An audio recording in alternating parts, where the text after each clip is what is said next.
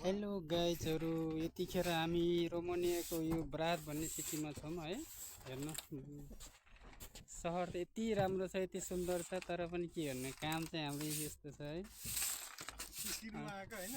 अनि स्कुलमा आएको वर्करको हेर्नु त यहाँ झाडु लाउने काम छ।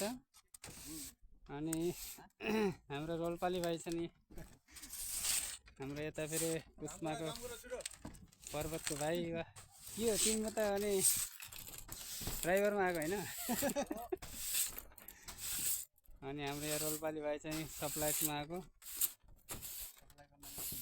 उनलाई चाहिँ सप्लाइस एकदम मनपर्छ।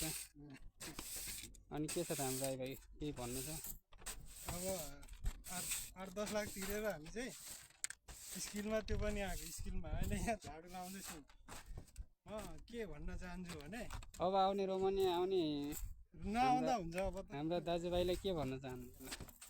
नआउँदा हुन्छ, बरु आइहाल्यो भने पनि केही स्किल केही चाहिँदैन, केही चाहिँदैन। स्किल झाडु लाउनु मात्र आएर यस्तै झाडु लाउनु जाने हुन्छ होइन? झाडु लाउने यसो अलिअलि काम गर्न सक्ने भए हुन्छ।